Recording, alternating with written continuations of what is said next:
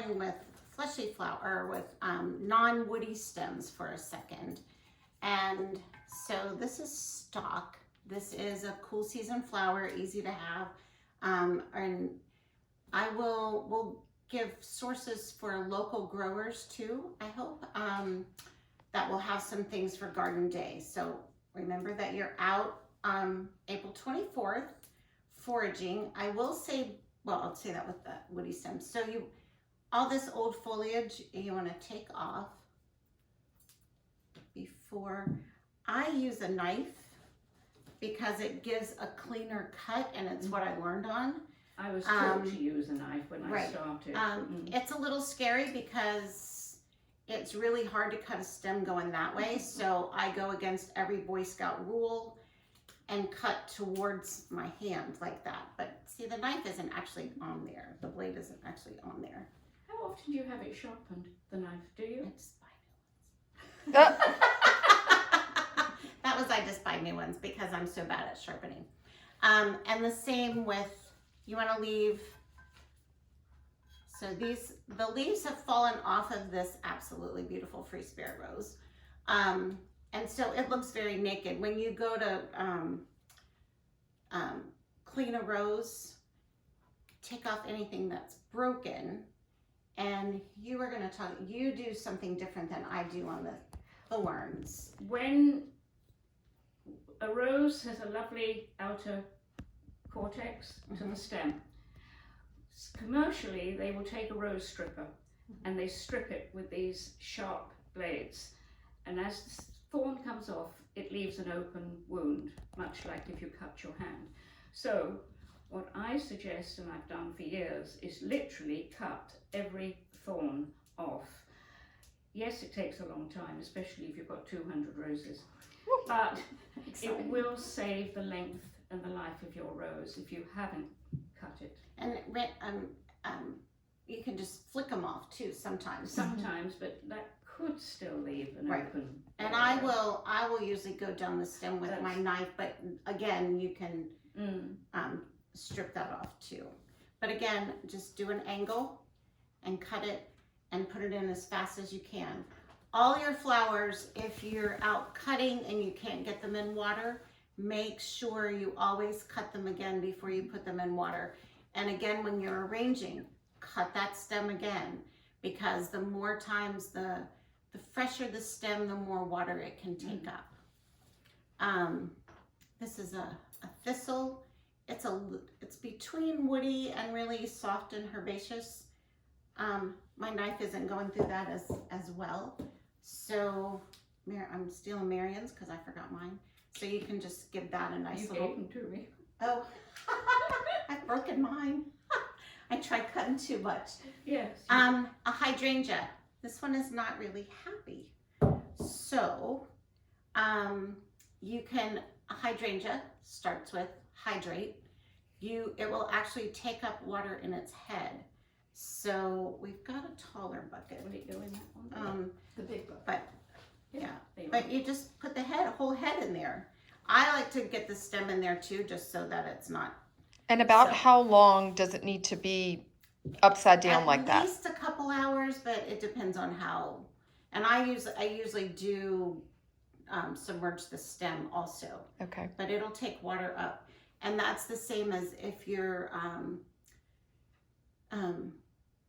if you've got them in an arrangement and you missed them, that will also water them. I've learned the hard way that when you leave something like overnight in a church or something like that, make sure you're not getting spray on wood or anything, but spray them and they'll be great for the next day. Woody stems, start scoping the sides, so you would just spray it, actually let's see, this one's a little wilty. Spray him. Let's see if he comes back to life. Wish we would come back to life. I know. I'm kidding. Spray me too while you're at it. And we'll see which one does better. I think it's going to be this one, even though its stem is up. Start looking now. Start foraging and scoping out where you're going to go cut your woody things now. This is arborvitae, and yes, it's an evergreen, looks a little Christmassy, but if you're not putting it with pine and red and all like that and shiny balls or whatever you use, it can still be a nice filler flower. And this, I think, this is still really supple, and I cut at the beginning of December. It's just been in the backyard. I think But have you had it in water? No, it's just been laying in the backyard. So it's had Okay. a little water with the snow on it. But, Okay. you know, I would trim this, trim the leaves that are, always trim your leaves that are going to be underwater, and then give it a nice new cut and go up the stem. and go up the stem as well. And Joyce is probably looking at my clippers going, she hasn't ever cleaned those. Do you need to peel the bark back on that one or not? I don't usually. Okay. The other thing is with the evergreen, as Carolyn mentioned, they are growing for some of us in our gardens, and if you're picking things for garden day, that would be a very good base for some of your flower arrangements. Now, also don't forget your house might need, you will have already kind of decided your arrangements by the time you're cutting, but remember some places, I'll get specific, the McDermott's house is going to need lots of big arrangements in it. So don't forget to cut big long stems. You can always cut it off, but again, do the fresh cut and then go back up the stem. Now, this past storm has just crushed me because the magnolia is the state garden week Flower. flower. We're not gonna have flowers then, but and people lost so much magnolia. We'll be lucky if they let us cut a leaf. Yes, I know. And I just wish it would all stay. So be on the lookout for magnolias. You think it would? I think it would. Huh? I would do a bucket with warm water and every now and again recut it. It's certainly worth a try. Leave it inside or outside?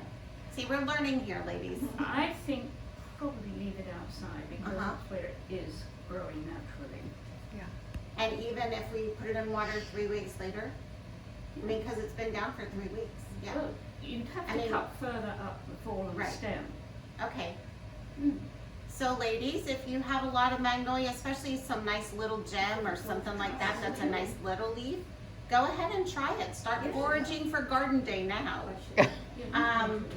And that is actually what I did this morning. This won't last for garden day, but I was driving on a street in Fredericksburg and noticed a pile of brush down. Noticed the big limb out of a dogwood first, and then this neatly pile of dogwood. We're going to try to force this. So think about bringing in how long. I mean, this is a tight bud. That probably would take 6 So, weeks or so. yeah.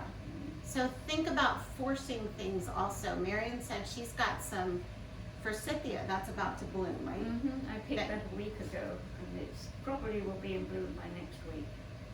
But you can force quince, forsythia, There's a redbud, cherry, dogwood, lots of different flowering branches that we can force, but you know, who knows what's going to be actually in bloom for garden day. April 24th.